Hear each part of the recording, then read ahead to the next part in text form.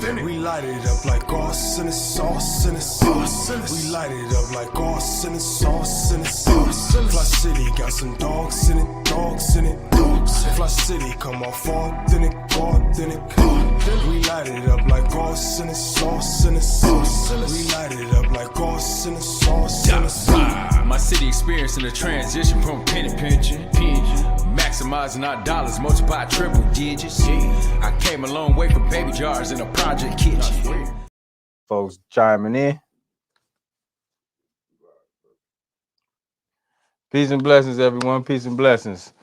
Man, we got a very special day today, man. We really want to make sure we kind of get one-on-one interviews out there and have conversations and just expand on topics and discussions that we want to, expand on in our community. So one of the things now is just really kind of having discussions centered around issues that we may face in the Flint community, but just as a culture of Black people. So with that being said, man, we got a very special guest in the studio today. We'll be talking about a number of different topics, something that we want to be able to be educated on, get a greater understanding about, but then just be insightful, because that's what we do as light seekers, as innovators. So with that being said, I want to definitely, man, make sure I'm Dwayne E. Robinson, aka Royale X. I know y'all see that up there. What's up, Mick? You gonna be on? You on? Okay, yeah. All right. And then also, I want to make sure I pronounce the name right. And if I mispronounce the name wrong, make sure we correct each other.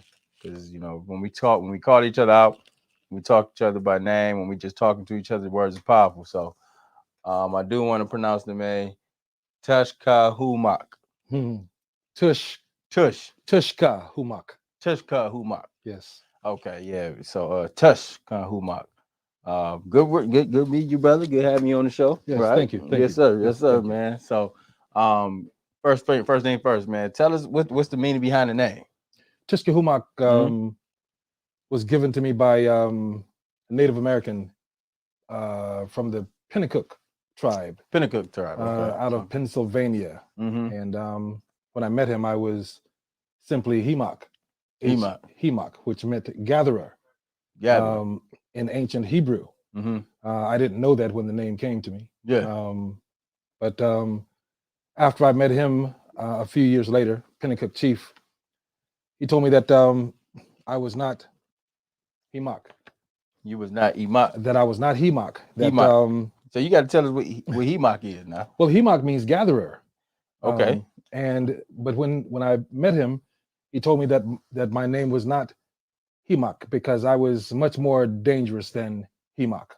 And he said that I was standing badger, one who helps the people, and that my name was Tushkahumoc, which meant warrior gatherer. So I adopted that name that he gave me in 2015. So, man, I gotta ask you, because the name is powerful. When you talk about Black people, African American people, Negroes, niggas, however you want to call it, name is very powerful.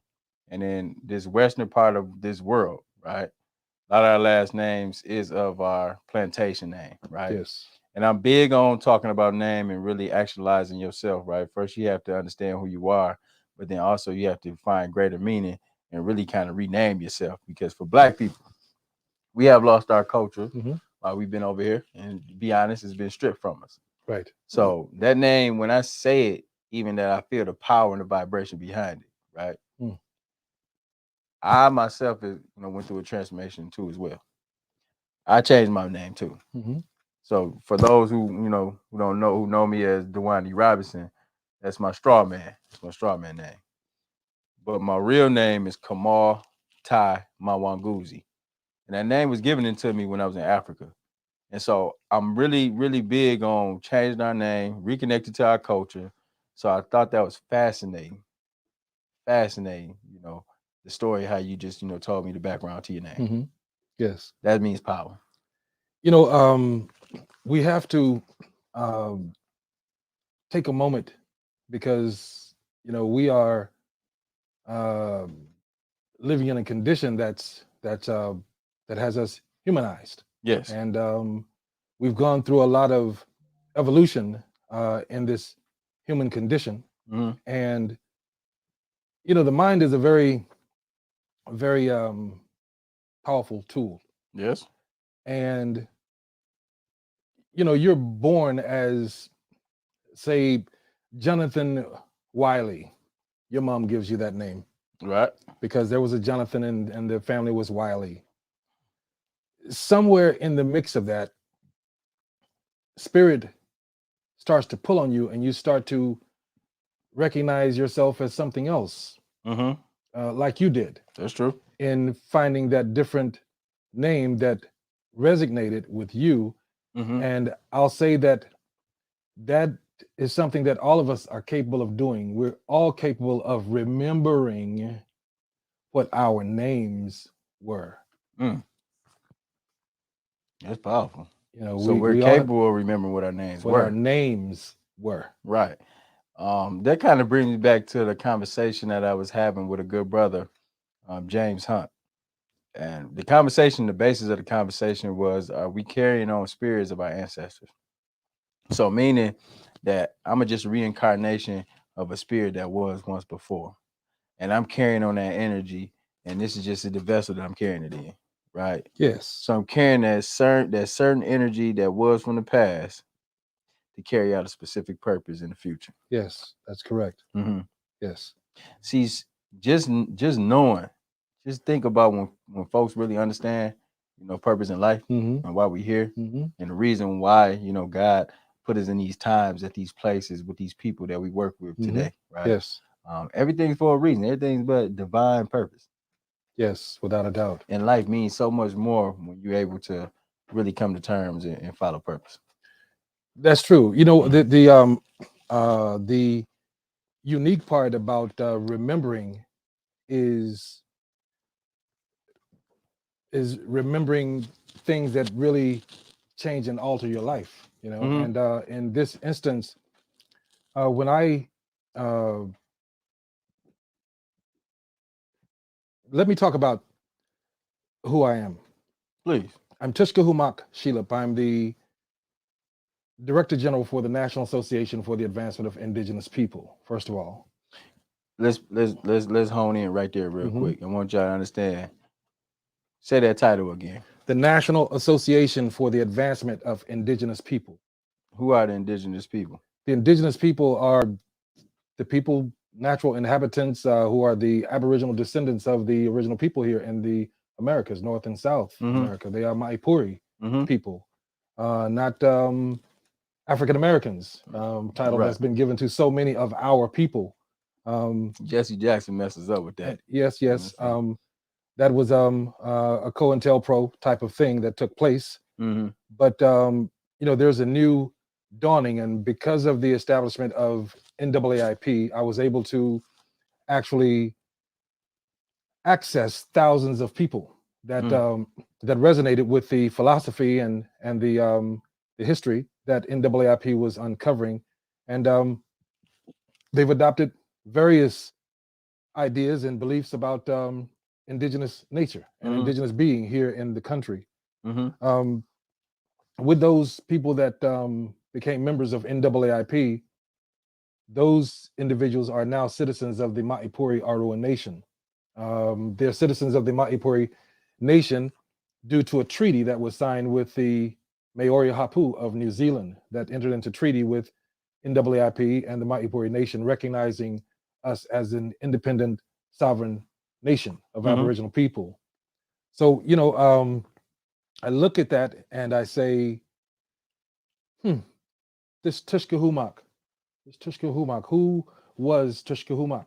Yeah. You see? Yeah. I say, who was he? Because I know that I am carrying an energy that's newfound, that's awakened within me, and it hasn't been that way all my life. I've been reserved all of my life. I've been more or less a lone thinker all of my life.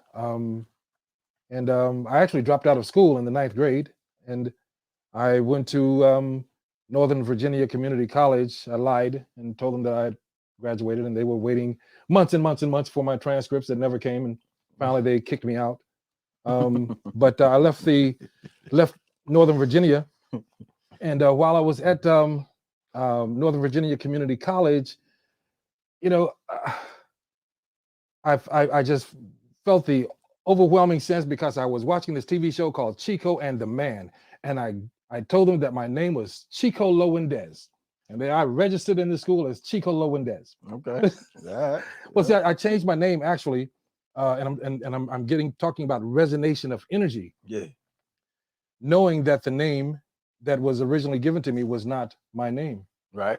and I recognize it. And sometimes people would say, "Where are you from?" I'd say, "Far, far from here," Right. because it's definitely not this place. They would ask you But that. I look at that and I say that the transformation to Tushkahumoc has been a very powerful transformation because I'm having to research who Tushkahumoc was without having an actual physical presence of this Tushkahumoc. Yeah. We are connected to our ancestors. Yes, sir. And it's like you may not have known your great grandparents, but you look like them. I do. So there's memory in that. That's right. And these names that you are pulling on to call yourself, that comes from memory of past knowledge, past information, because your spirit never loses this connection. And most of us are, believe it or not, most of us, we transmigrate back into the families that we are tied to, so that we can fulfill what's called karmic relations and responsibilities that came from before. But that's another topic altogether. But you know, names are very important, and if you sit back after understanding who you might be, and you begin searching for who you might be connected to, that's right, the spirits then start to work with you. Right. The spiritual energies begin working with you because you never forget. You just don't remember. You know what? Just It's speaking embedded in you. Go ahead. Speaking on that right there, right? The power in who we are as people. Like, don't get it twisted. We may be these people on out here in this world today. But we working on something that's greater than ourselves. For sure. And so when I be having conversation, this stimulates and this actually makes me think about conversation that I have with brothers like Dr. Anthony Browder, James Hunt, right? Mrs. E. Hill Deloney. The thing is just of understanding who you are, but you'll go on a lifetime journey trying to find out who you are and still never realize who you are. And so when you just said like, yeah, you carrying on a certain type of energy, I be feeling that same stuff. I'm not Dewan, right? I'm feeling like something like from the past. I'm talking about historical past. And when I be feeling like that, it's a certain type of energy that I'm working up under. It's a certain type of anointment that I feel. So even when you just said that, man, that just activated my whole little spirit. Well, good. Good. Because that's what it should do. It should activate the pineal, so that we can really start to try and enrich ourselves in a different type of way. Would you talk about the pineal gland? Well, I don't know a great deal other than the fact that it's a gateway. Okay. It's a gateway to for various forms of spiritualism. Okay. And but it's not something to actually concentrate on. The pineal itself it's just a material thing. The thing to be concentrated on would be more otherworldly, not of this physical plane. And to begin concentrating on those things, you have to have knowledge. You have to have guides and that sort of thing into the gateways of knowledge that will allow you to now know what it is that you should be resonating on in your meditation. Because people have it so twisted about meditation and yoga and that sort of thing, and they start contorting and doing all sorts of things, but it's not that at all. You know, it's they get a bad rap. So Yes. when you talk about meditation, when you talk about voodoo, when you talk about black magic, it's always looked down upon. For sure. But it's actually some powerful tools if you know how to use it right. For sure. For Right. sure. You know, it's about understanding self, and this is one thing that we casually bounce around as we're moving forward and reestablishing the government of the Maipuri Arauan Nation is that we have various people who are from various religious and philosophical backgrounds, Mm-hmm. and we never let that become the issue. But we see one another growing in our own position, Mm-hmm. and we respect that, Right. and it's recognized. You Okay. know, so everybody that comes forward to the Maipuri Nation, if your name was James or your name was Sharon, you come forward because we're doing what's called a repatriation process. Repatriation of yourself is the going back of yourself. In other words, going back and claiming the rights that your ancestors had before colonization.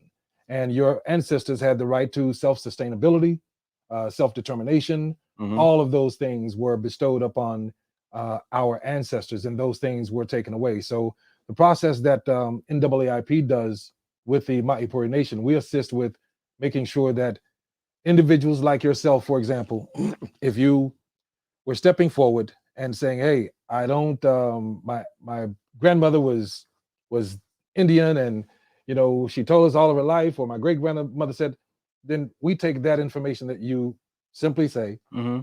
and we ask you, where was she from? And you tell us, for example, she was from Tuskegee, Alabama, Mm-hmm.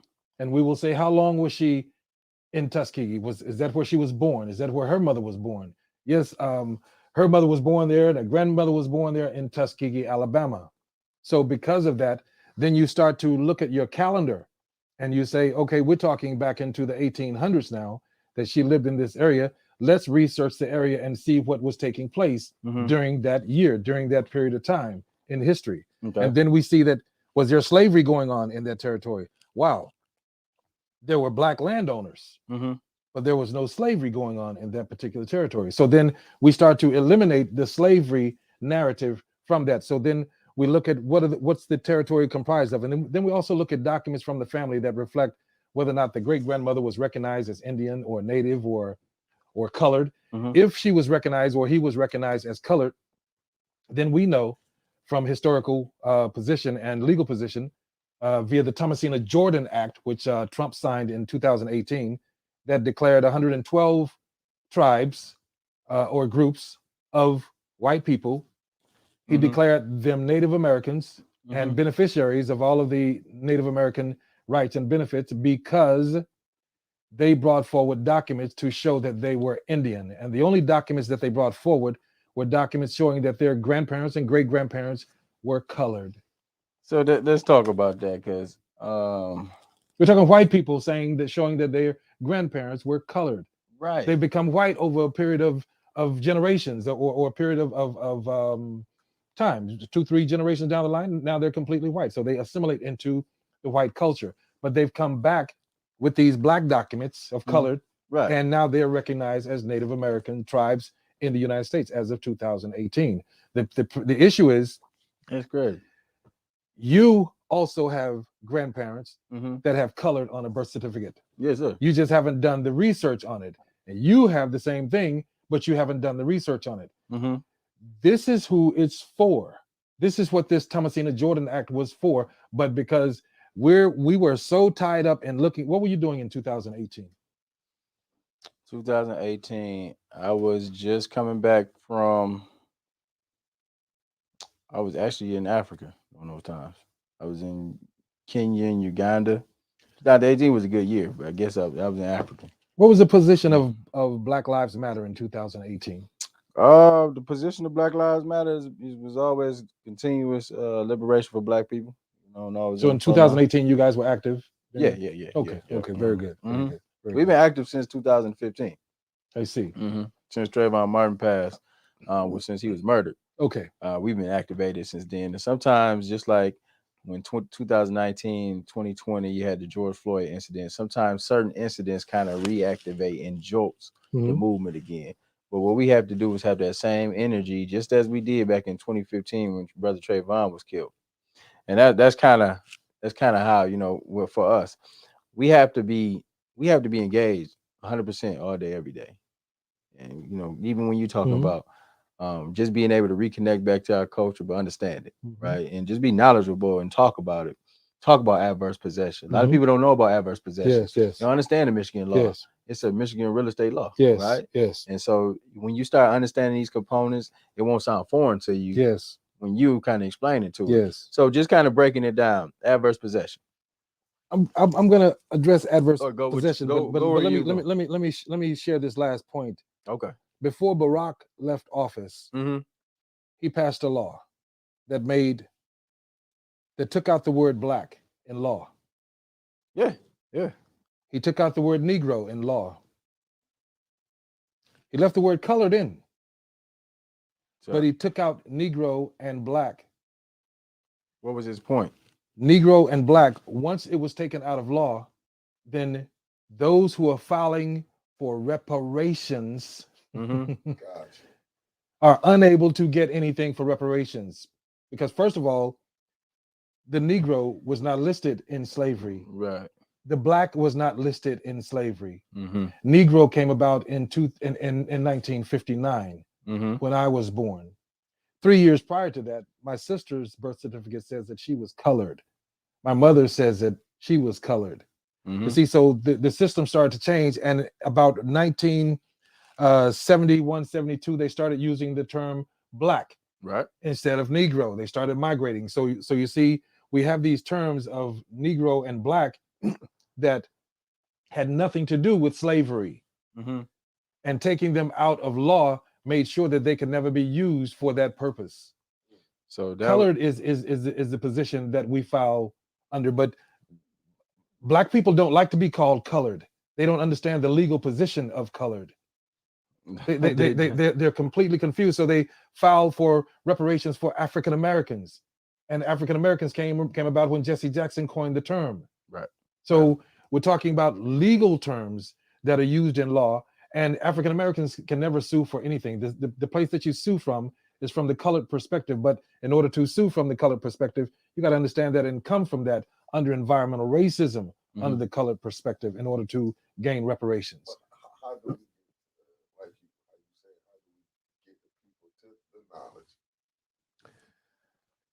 You mean concerning reparations? No, concerning how you saying about the difference from the African American to the color, what you telling us now? Because I didn't know that. So we have people going.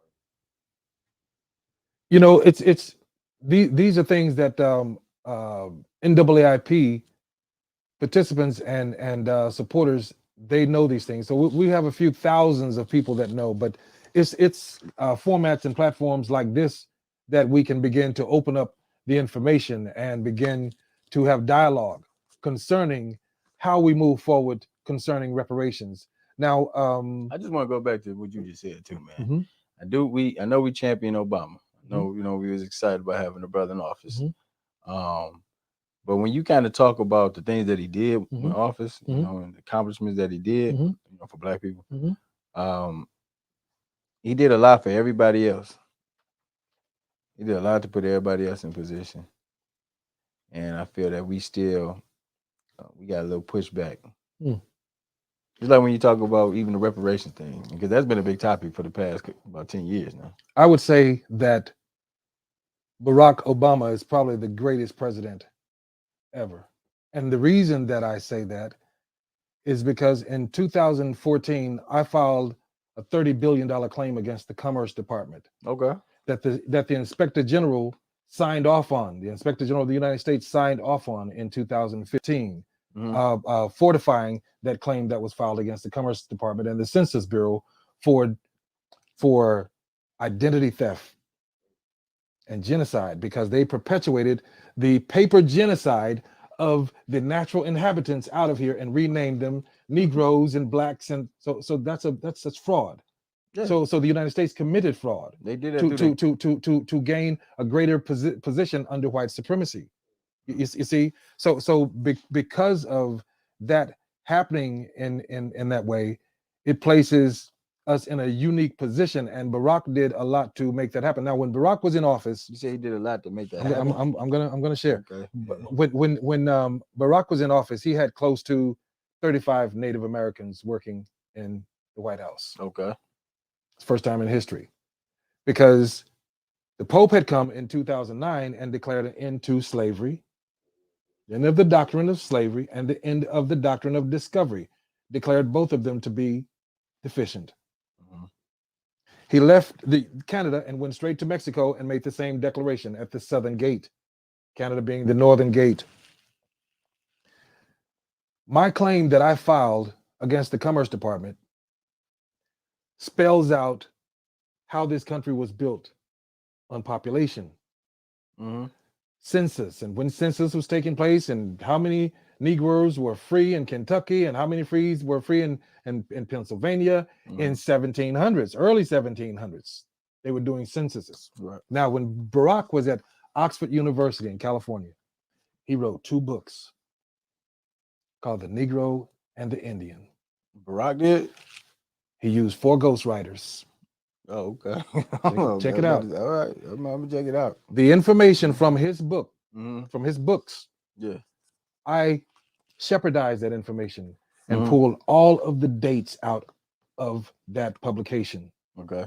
Those dates were used to file my claim against the United States Commerce Department that the Inspector General approved from Barack's book, Okay. All right. declaring that we were Native American, that we were Indians. So you telling me Barack was spooked by the door? Spooked by the door. Okay. Spooked by the door. All right. I got this research on. Yes, man. If you can go to Scribd, you can go to NAAIP Scribd.com, and if you type in NAAIP International Scribd.com, Okay. the document is going to pull up. And the document that you did with the Attorney General. Yes, and it has all of his ghostwriters listed in the document. So then now, through your research, you go and research those ghostwriters and find out who they were working with while they were at Oxford University. Okay, what year was this? Oh, I don't have the year as to when he was at Oxford University, but if you go to the document and see, this was done kind of covertly, under the cover, because when Barack was in office, my first cousin worked for Barack, Secret Service. He's still with the family right now. So we didn't need a lot of conflicts taking place. So I always played it very low and giving my documents into the White House through the back door, through Valerie Jarrett. I get it. And that kept everything at a norm, on the low, and allowed me to move freely around the country as I was beginning to do now because I had someone in the White House. Got you. Okay, You see, if you really want to look at the accomplishment that Barack made while he was in office for Black people, then you got to go and look at the books that he wrote and why he wrote them, and then the fact that when he came into office, nothing but Indians. But Barack cannot say Black people are Indians as president. Come on, that's chaos. It's like Farrakhan said to me at the 10-10-15. I was invited to 10-10-15, and when I stepped up to the microphone, you can see it on C-SPAN right now, 10-10-15. When I stepped up to the microphone, they shut the microphone off. Why?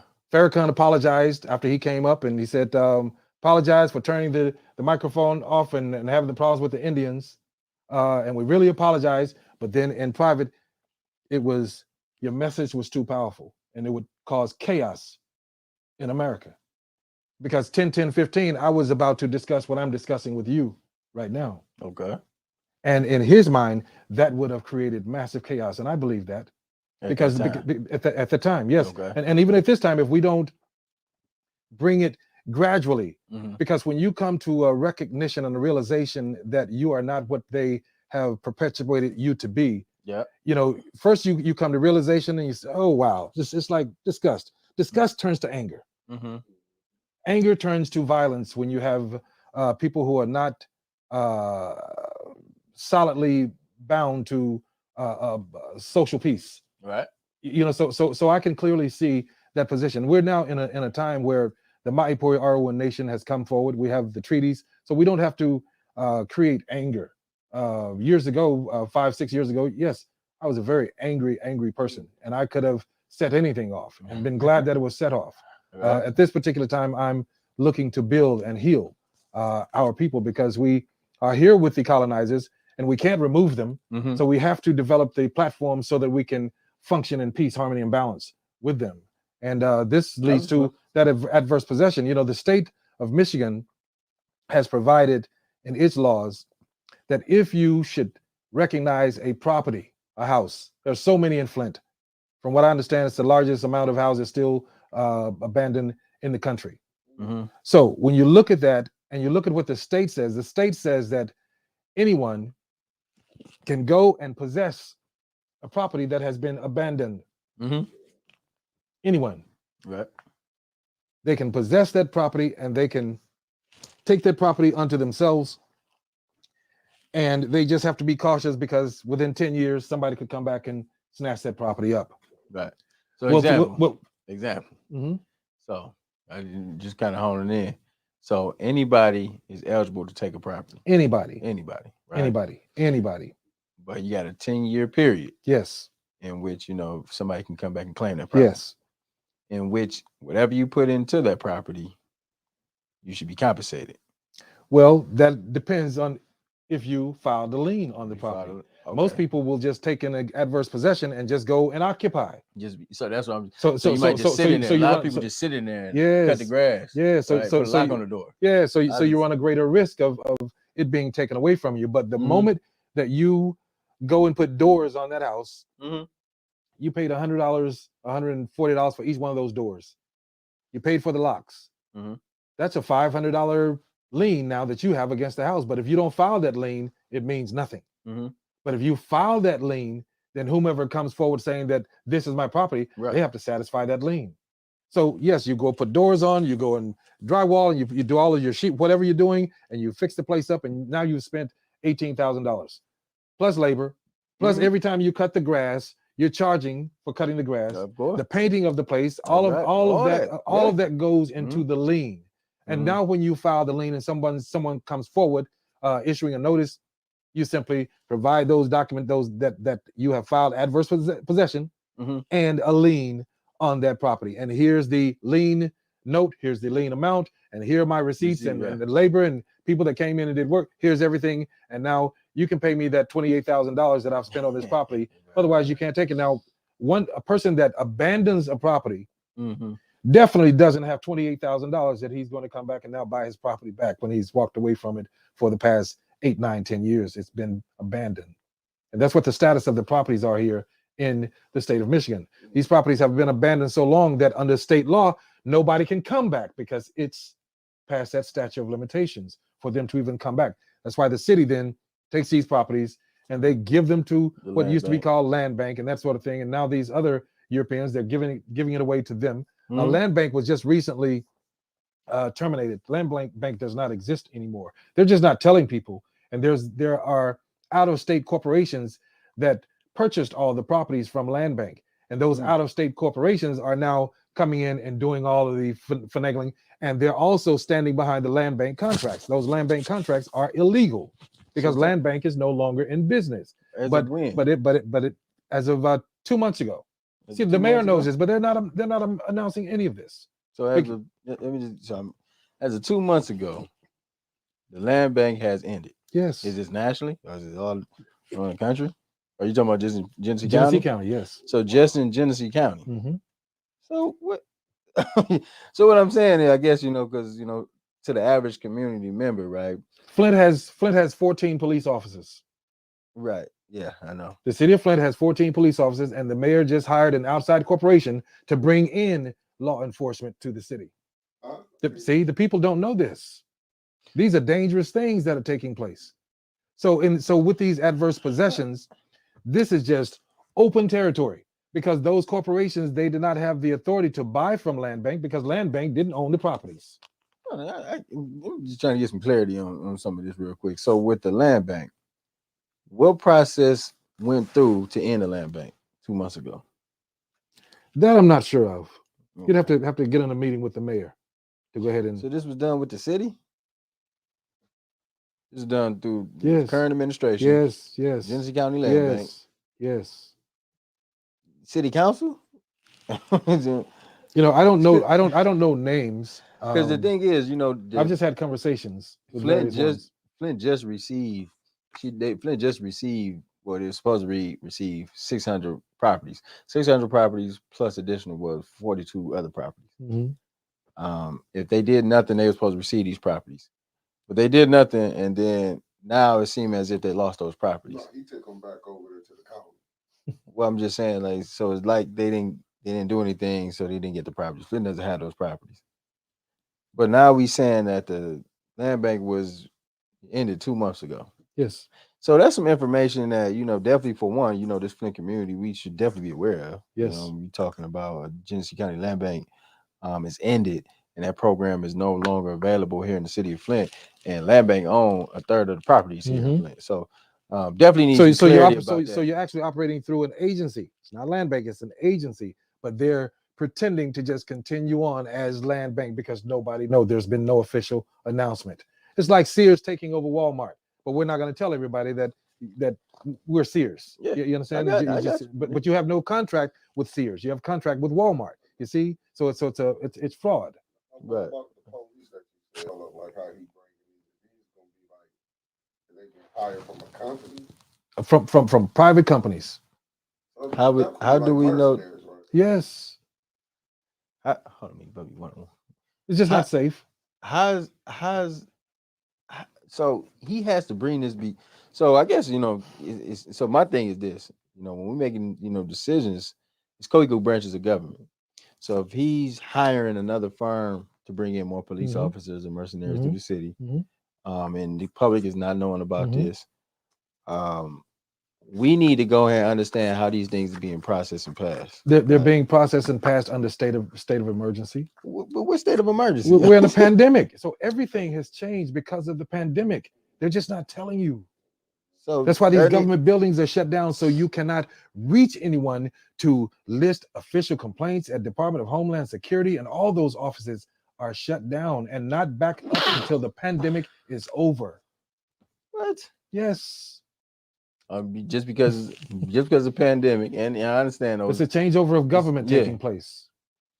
So Flint community, just so that way, we all kind of following along. It seemed like there's been some activity regarding the land bank. Also, through public safety, we're bringing more police officers to the community. One thing for sure, I've never been a big fan of bringing more police to the community. That's not a solution. What we must do is more invest into the people in the community, right? A lot of times it's friction and issues that go on with folks, with a perpetrator or a victim, and we just need to learn how to go ahead and work with each other and build with each other. So we need to activate those neighborhoods, those mini police stations, put those block club, block association members, and then also offer a stipend. That will go farther than bringing more police officers, potentially people from outer county who don't have any understanding about Flint or its residents, and trying to police this community. Correct. That just doesn't make sense. So I'm definitely gonna be looking into that. That's the first thing for sure. But then it's about this land bank thing, right? Those folks at the land bank, if this community is not being presently known, folks don't understand that this land bank was dissolved. I'm just gonna say it was ended 2 months ago. And then they have these properties, and we still are looking at how do we obtain commercial buildings, because it's just not the properties that we want. We want the parcelized commercial properties, all that.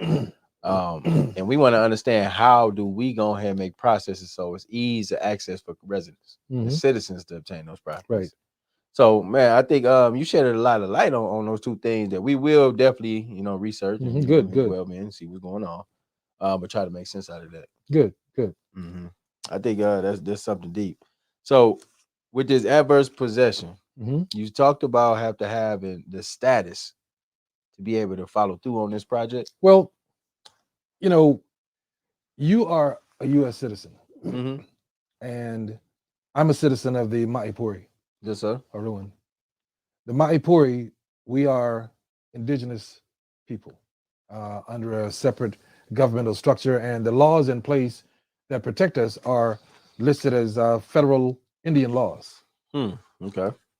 And under federal Indian laws, the people of the Maipuri, we are Indian not taxed. Indian not taxed. Indian not taxed means that we are claiming and holding Aboriginal title to wherever we are. Anywhere. So therefore, anywhere. So therefore, in the world. anywhere in in America, in the United States. United States. Okay. Yes, yes, under federal U.S. laws. Okay. Because of the Aboriginal title that exists with Aborigine people or Aboriginal people, and the position of Indian not taxed, Mm-hmm.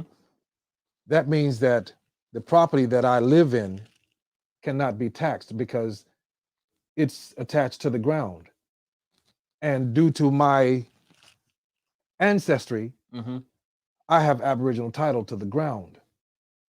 So therefore, that land where I'm located cannot be taxed. I like that. Yeah.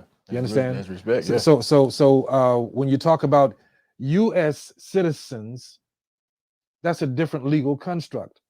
Even if you were my blood brother is a police officer in Memphis. He's president of the sheriff's union, and he's been there for 20 some years as a sheriff. Yeah. I am Maipuri. He is not. Okay. He is taxed. Okay. You understand? Yeah. And he follows all the laws that are mandated. Otherwise, he couldn't hold his job. Of He course. fears that. Mm-hmm. I, his blood brother, I'm Indian not taxed. And whatever I purchase, land that I purchase in this country, it's not taxed. So do you talk to him about this? I'm pretty sure. Yes, we've had conversations about it, Mm-hmm. but not in depth. I stay so far from everything and everybody. I'm always traveling, so I don't engage with my family a great deal. My family actually, when I first found out all these things about the tribalism and our family history, they started making fun of me and calling me Chief Tomahawk and things like that. You know. But yes, but that's what families do. But over the years, things have changed, and they recognize them. Yeah. they recognize the power position that I'm in when I do travel to Memphis, which is where I'm from. Mm-hmm. The police are known to get an official alert that I'm in town, and I'm boloed when I go there to be on the lookout so that they don't engage with me. Now, is your brother putting a call out, or is this just straight official saying, "Hey, listen, this brother's bolo"? I think my brother may have something to do with it by telling his judge that, well, my brother's in town, because Memphis lost 362 police officers because I and 60 others filed Article 3 suits against the police department for official oppression, and we were able to get a Department of Justice investigation from Washington, D.C. to come into Memphis, and Memphis lost 362 police officers. Hit him where it hurt. Hit him real hard. Hit him hard. And that's what I'm looking at for the city of Flint, is once we engage in developing the education concerning adverse possession and tribalism, I intend to engage information pertaining to environmental racism torts, that you as a citizen cannot file an environmental racism tort against the city of Flint. As a citizen, as, you as cannot a citizen, file. as a citizen, because you are the government. So you can't sue yourself. The people? You are the people. Right, of course. But so is that how it's a play on words? Yes. And environmental racism tort is an international.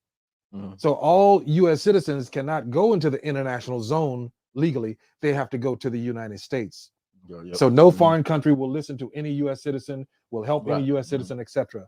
So that's the way that it applies. But because of the fact that we do have tribal people living here in Flint, then we, as those tribal people, were able to file suit for environmental racism and genocide, because what they've done is they've pumped us with bacteria. They pumped us with lead. They pump you with the water crisis, which brought about legionella, Legionnaire's disease. Everybody in Flint has Legionnaire's disease and don't even know it.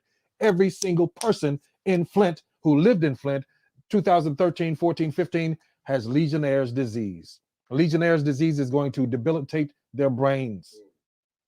So literally starts to melt your brain tissue from the intracellular parasites that are in your system now. Because when you took a shower, those little aspirations of water hitting your face, you breathed them right in. And that's where the parasites were contained in the water. So you breathed it in, and now it contaminated your whole blood system. And it's been doing that since it started. and nobody has treated you for parasites in your brain, which is why people click a little bit different. Because when you have problems with lead, and then you have the parasites eating away at your brain, you got a real toxic situation going on because people are unable to stay balanced. Is that a loss of memory? And Yes, all of that is affected. Agitation, all of that stuff gets involved. man, in there. I'm trying to tell you, man, this folks, it's just everybody been agitated, everybody been irritated, frustrated. It doesn't have to be. It doesn't have to be. Every day I drink certain teas, And and mitigate the levels or mitigate the impact of legionella. well, legionella and all sorts of ailments as well. But definitely, as far as the parasite structure is concerned, I'm making sure that I'm free of parasites on a regular basis. Mm-hmm. You know, so that the brain fires different. Because I mean, literally, if you got little worms moving around in your brain's going to misfire because it's electric current that's flowing through the brain. So if something gets between these tissue particles, so to speak, you get misfiring. It's just misfiring. You get the acting out a little bit. Yes, and it affects you in all kinds of ways, you know. And everybody can't explain what's really going on with their health and what they're really going through, you know. But that's a large problem here in Flint. Solutions. How do, because you know the water crisis has been going on since 2014. I've been going on before then. That's just when it was put out there to the public. So for everybody who's been living, taking showers, preparing their meals, just been around water here in Flint, what can they do to kind of reverse the effects of legionella, which is all type of lead, type of other defects? What can we offer? How? Because that's a real thing. And I'll be, to be honest, we work in the schools with a lot of these young people.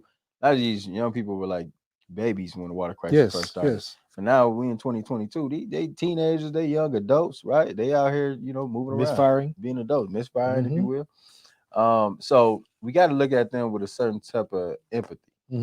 And that's what I was saying. Like, let's not kick them out. Let's see what's really wrong with them. There may be some issues going on with brain development, behavior issues, etc. But what we haven't treated nobody. We haven't treated residents in Flint. We haven't. That's the problem. So when there's a traumatic situation that come in the community, you need all type of therapy. You need all type of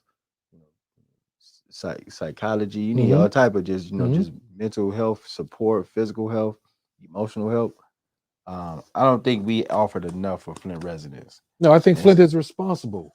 Flint is responsible for providing the citizens with parasite removals from their body because they gave them the parasites. They gave them the Legionnaire's parasite. That's an intracellular parasite, and they are obligated to repair those issues, but somebody has to bring those issues forward to them. Right. I think you were mentioning to me the other day that while there was a lot of juggling going on with the last administration and the mayor and concerning the water crisis as a whole, and that there may be a possibility that Ms. Weaver is looking for possibly another engagement with the city of Flint. I think that her best angle is to heal the people, and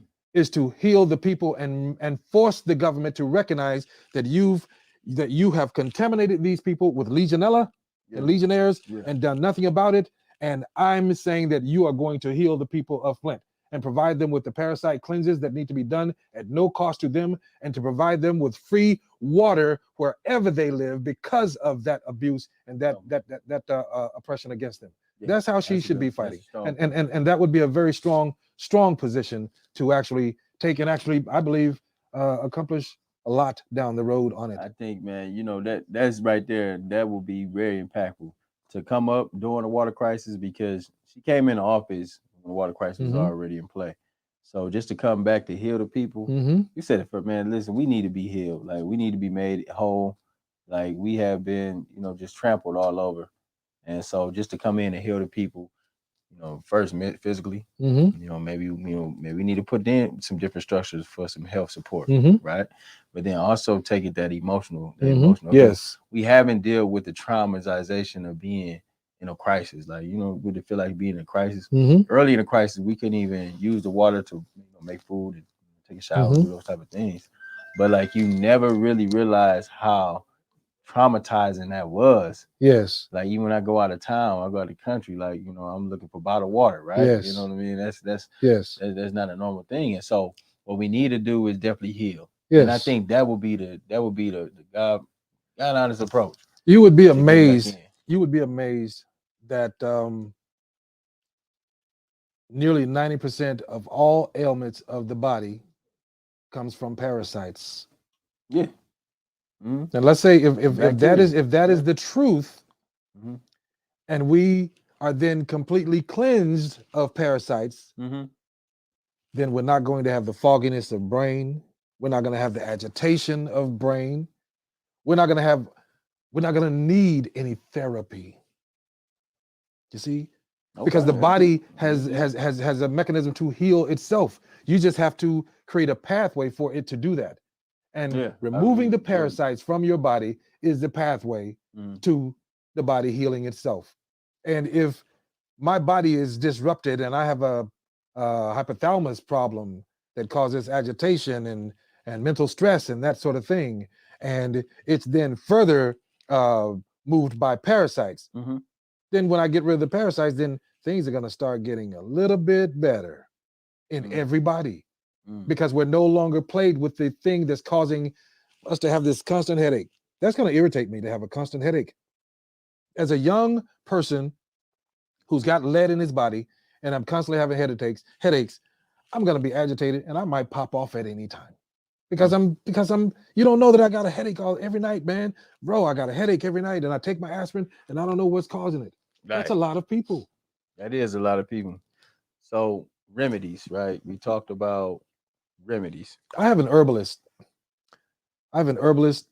Um, her name is Aomi Miyakota, and she lives here in Flint. She's a tribal citizen Okay. with the Maipuri, Okay. and she's been using a lot of ancient tribal remedies and recipes and developing various compounds for healing and for healthy bodies. And she treats cancer, she treats Alzheimer's, she treats kidney failure, and all of those things. Mhm.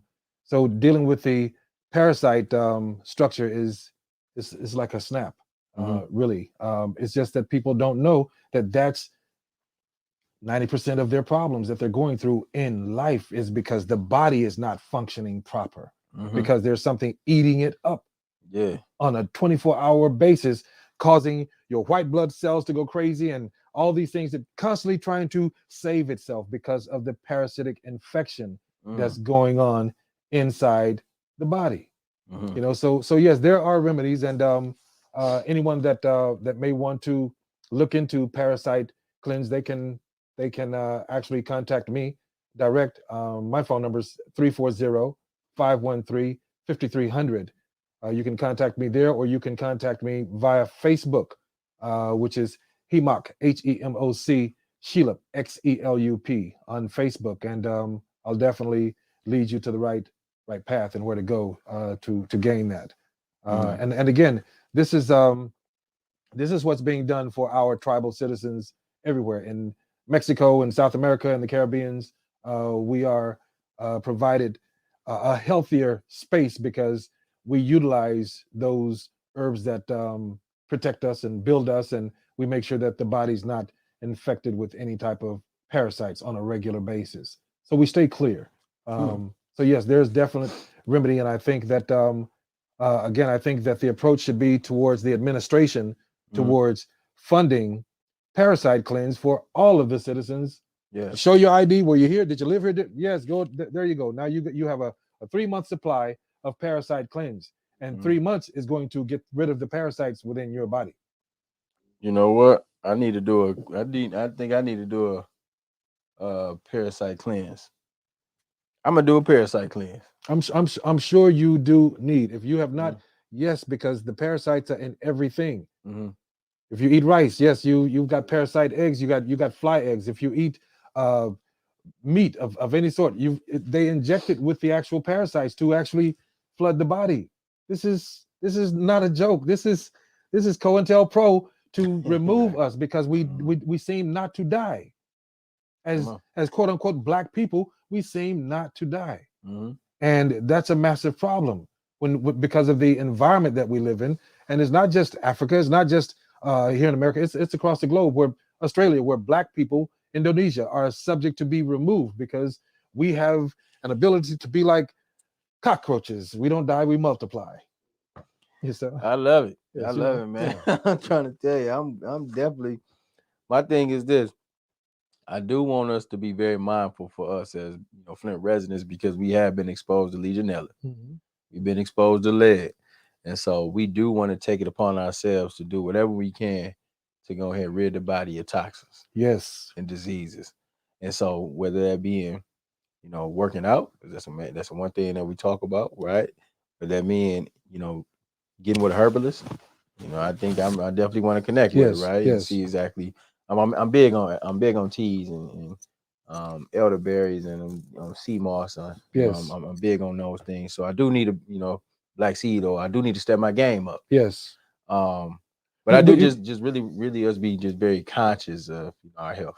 Well, you definitely want to do a parasite cleansing. You want to do that as a primary, because if you're taking black seed, and black seed is repairing this, and the parasites are still eating you away, you're still dying. You're still being eaten alive. So you have to keep extra black seed going to you to make you feel better, because you're still being eaten alive. Get rid of those things that are eating you alive, and just take a little bit of black seed, and all of a sudden you feel like the Hulk, because there's nothing eating you alive and killing your system. It's really simple. And this is what everybody should be doing, cleansing their system, and the city should be holding the accountability for cleaning everybody's system. I love it. So you hear that first, man. Flint City, man, we owe more. Residents, citizens, we owe more. All my constituents, we need to be able to force parasite cleansing, but we need health stations all around the city. All right. We need free water for the rest of for folks who've been engaged into the water crisis. Yeah, we need free water. We don't want to pay another water bill. Right. Those is real wins for the city. Like this settlement that they just provided for the city of Flint, man, is very laughable. It's a joke. This is crazy. Like, right. And just to look and just give that out to people, you should feel bad. People who sitting at the table who even came up with those numbers, you need your teeth kicked in. Like Mickey always talking about. And how do you kick their teeth in? By holding the city accountable to heal everybody. Holding the city accountable. And so that's our move now. I think, so I think this gives the Flint water crisis a rebirth. It does. We are trying to figure out what's our next steps. And a lot of times people around the country think that we all we all good, everything okay. The water crisis is fixed. But truth be told, it's not. It's not. And the people in position they doing the bare minimum about it. The thing about it, the infrastructure is being and has been repaired to some degree, but the people are dying. And that's the genocide. That's the biggest concern, is the fact that people are dying and don't even know that they're dying, and don't know what they're dying from, don't know what's causing the joint pains of early arthritis. It's the parasites. It's legionella. If you research legionella, intracellular parasite, you will find all of the damage that this parasite does to the body. It depletes the immune system. And for some reason, the sun is still hitting us, and this carbon in our skin is keeping us alive. Because viruses cannot live in a carbon-contained situation. Specific viruses. So we have some protections, but we need to now get rid of those things that are lessening our protection. And the parasites, nothing could be more profound and more important for the city of Flint and its people than to remove those parasites from everybody's body on every block in this city, and people will think and move clearer. They will think and move clearer. No more agitation. lessen depression and stress, because the parasites are causing this. You see the spike in crime that's been going on. Mm-hmm. It's going to get worse, but it's Nice. being motivated because there's agitation in the city of Flint. Yeah. Because you're dealing with lead Mhm. and legionella, and both of those are brain debilitating compounds. Mm. So you're being slowly killed, and you don't even know it. Mm. And those who lived in Flint but have moved out, they are dying as well, and don't even know it from Legionnaire's disease. Just because they moved out of the city, you saying that they still have been impacted. They were here and they took a shower. Mm-hmm. They took a shower and then they decided, I'm tired of Flint. I'm moving. Yeah. So many people moved. Mm-hmm. That's why you got all the empty houses. Yep. Where did they move to? Different cities. They're still sick. They Mm. still got Legionnaires. Still got these. Yes, man. Still ain't. It carries with you. That's a massive thing that the city is terrified of being addressed. The county, the state. That's the most terrifying thing, because that's death upon people that have moved, and so now you got to search for these people. Mm-hmm. You got to make public announcements Mm-hmm. that if you were in Flint, this is what this leads to. Yeah. Yes. Listen, let's do something about this city of Flint. Let's make sure that we take this serious. I think when we talk about our health and just being pillars in this community, this is something that we do need to discuss. We haven't discussed or thoroughly even engaged in Legionella. I know that was a conversation before when the water crisis first popped off. We were talking about Legionella. Actually, it was a few folks who passed from the Legionella, right? But then also for the continuous efforts for folks who are continue to be impacted by it, right, and don't know that you're being impacted by it. Is it a way that they can kind of check? How can they do some checks and balances? Is this a way the University of Michigan? University of Michigan, they started researching the effects of walnut hulls on parasites. Okay. I brought the Legionella information to them in 2017, and they have developed walnut farms, and so they're doing research. Mm-hmm. This research is leading to providing all types of mechanism in place to get rid of the Legionella problem that's still in the Flint water. See, the parasites are still there. Mm-hmm. And they don't have any way of changing that. The only thing that they could do is put the water flow system from another source and not use the Flint River. So you're going back to what, Lake Huron or Lake, whatever it is, where you get your water supply. I don't know where you get your water right now. Well, they got the you got the KWA. They got the KWA pipeline, and we were getting our water from Detroit.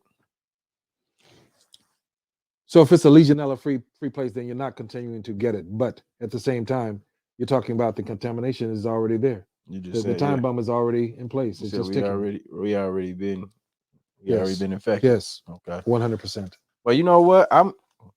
This has been a grand conversation, and this is what would like for us as city residents and community leaders.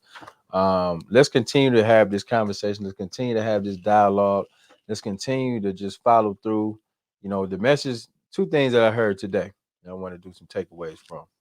One is, of course, adverse possession, right? We actually was leading to a couple different things, but I want to highlight adverse possession, right? That's a big thing if you know how to utilize it right. Mm-hmm. It's like a tool. You know how to utilize a tool properly, then it works well for you, right? Yes. And then also just being communicative, right? It's a lot of things about being transparent in the city.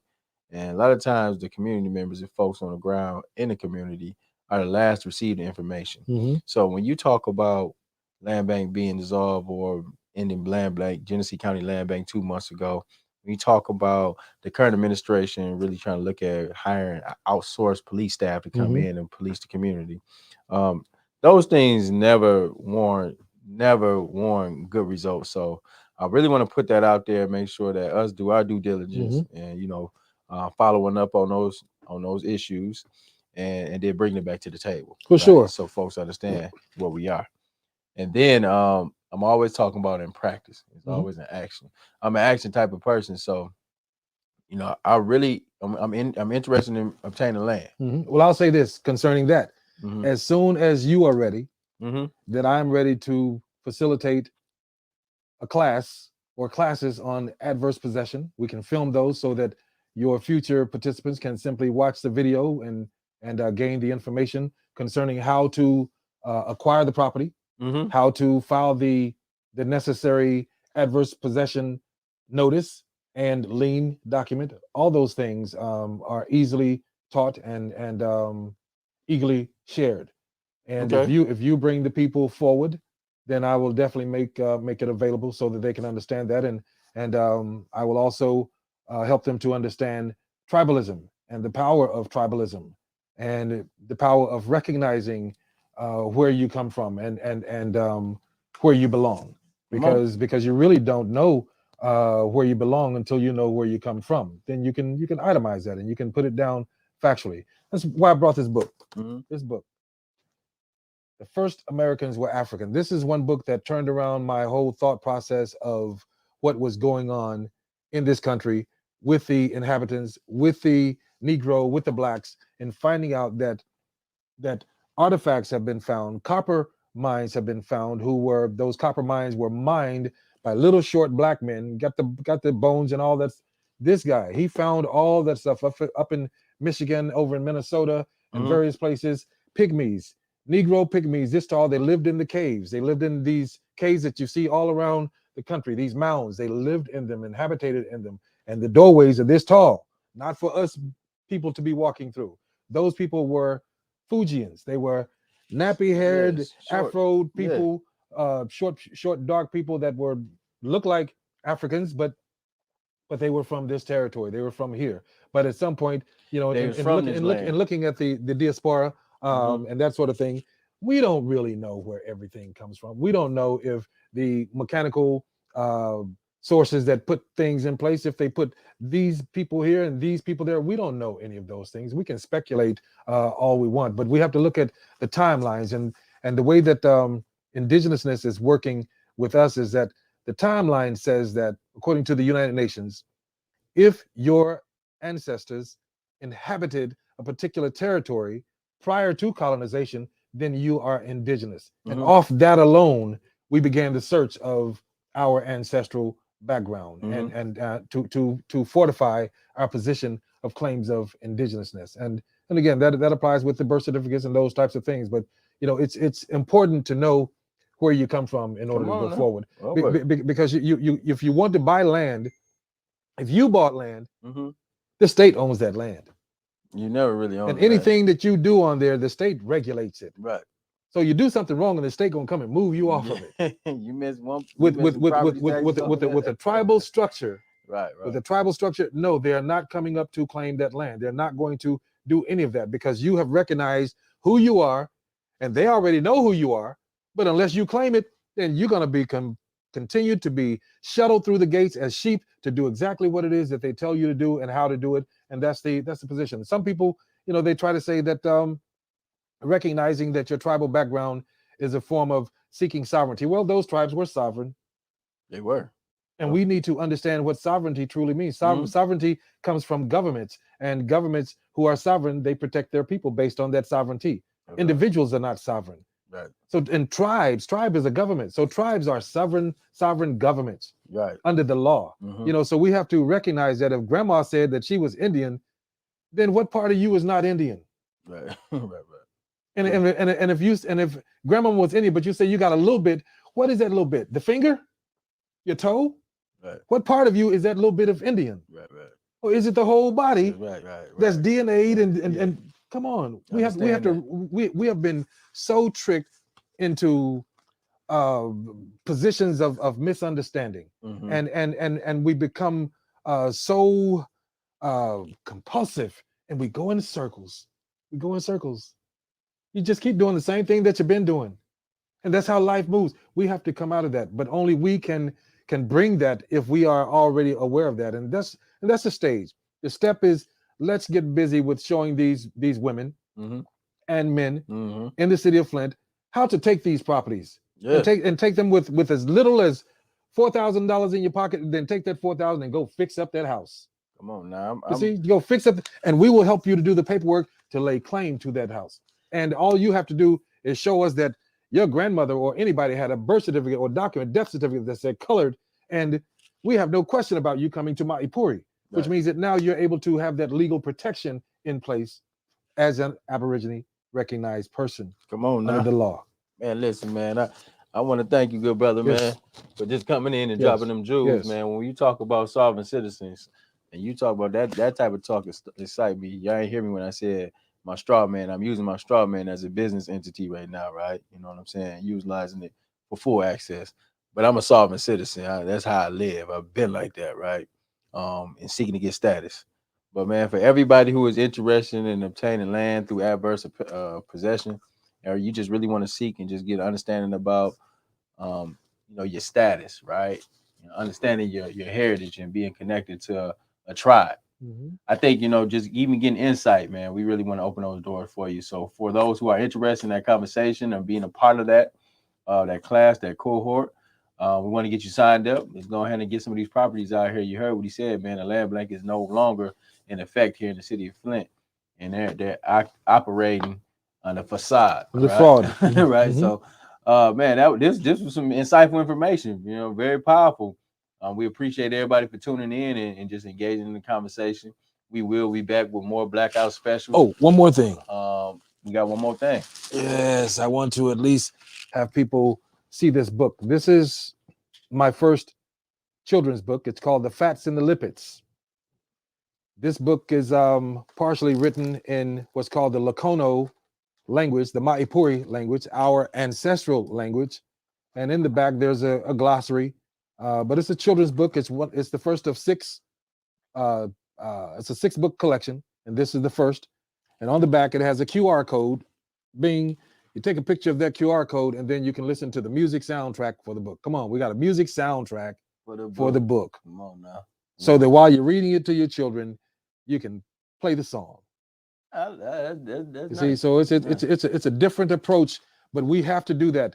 The United States became the United States by taking our children and re-indoctrinating them into what's currently bullshit and miseducation. Yeah. We have to take on a position of insisting on education decolonization, because if education is decolonized, then the truth about all things come forward. Yes. But we have to demand that it is that education is decolonized, and nobody's going to do it for us. The Europeans are not going to do it because they don't want it to be decolonized. They want to keep the status quo.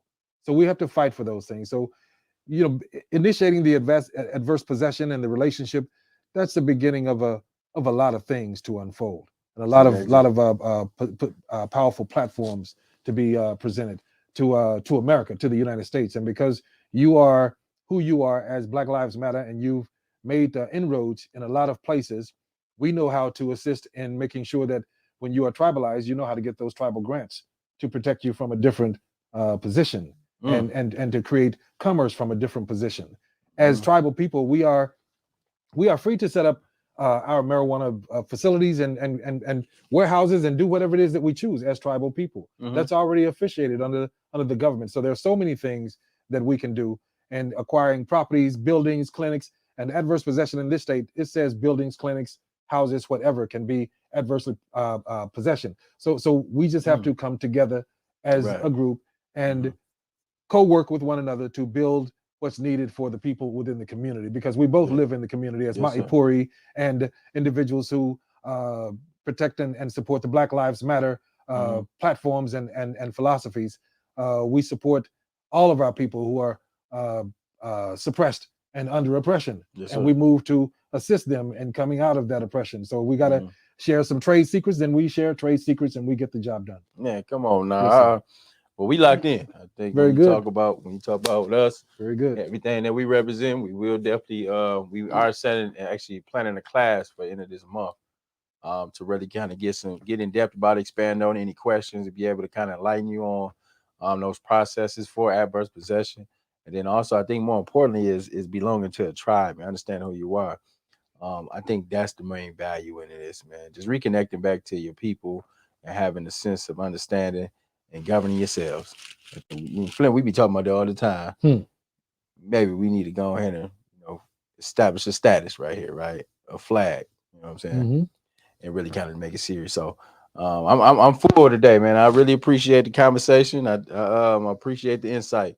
And let me say this one more thing. Mhm. Because of the fact that attorney Vanessa Fluker, Yeah. she's out of Detroit. She's like one of the top housing attorneys in the state of Michigan, and she's got all kinds of accolades. She's a member of the Maipuri Nation. She's our attorney general.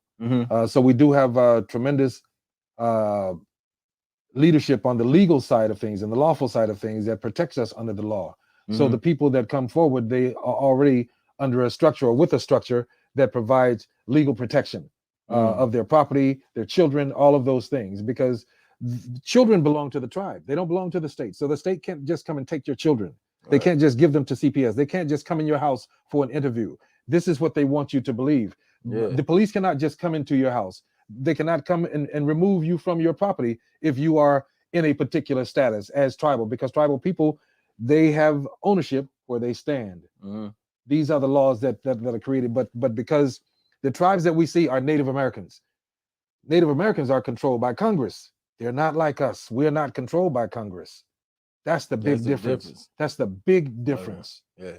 They tell them what land they can occupy. 100%. And give them a set amount of month. You're right. Yes, exactly. But this, they have no jurisdiction over. None whatsoever. Yes. I respect that. I live and move like that. The governor of Michigan just recognized our attorney general. The governor of Michigan recognized our attorney general. So that means a lot in positioning and who we are and what the state and what the politicals recognize about us. That is set to go a long way, because one attorney leads to another attorney to another, and we will have a legal body that then can protect us under environmental racism and genocide and all these other things, because this is what they've done to us in our country. Martin Luther King said we're held in exile in our own land. Come on. If we're held in exile in our own land, the man knew what I'm talking about.